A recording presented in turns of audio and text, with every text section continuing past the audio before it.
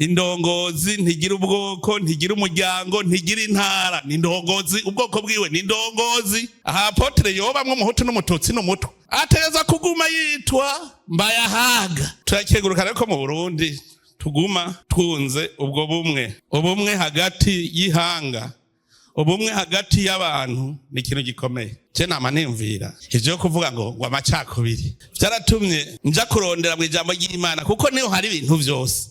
Ivyo bita amacakubiri nibiki? Ngo naka ntidusa. Ntibatubwiye yuko none mwijuru ata mugabo cyangwa umugore ariyo. Mwijuru bose n'abantu rero babandi basa n'Imana n'abamarayika. Ukarondera rero ico kintu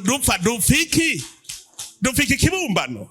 Hajya kuneza y'Imana twese twomenya yuko dusa turi umuntu umwe. Nta muzungu nta mwirabure. Cyangwa amacakubiri nk'arondera ku kibumbano. Iki kibumbano kirapfa kikabora twese tugacika ivu. Nitwe tuzategera rero icitwa ubumwe. Umukuru w'igihugu mvyajejwe ico kirimwo kongira ubumwe abene gihugu, ababa mu gihugu bose. Umukuru w'igihugu, Imana twese nitugaba, ntagire uzobesha.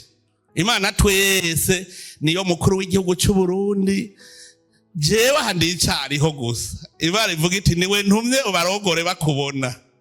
Naye handi ni Imana. Ubumwe rero butegerezwa kubaho guhera mu muryango ukaduga mu gihugu karija no kwisi yose. Ubumwe butari mu muryango ntibushobora kuba mu gihugu. Iki gihugu cyacu rero ni igihugu gitwarirwa mu ijambo ry'Imana, n'igihugu ciza cyane. Aho twamatiko turigishanya nawe ndababwira nti nta dayimoni ifise ijambo ku muntu w'Imana.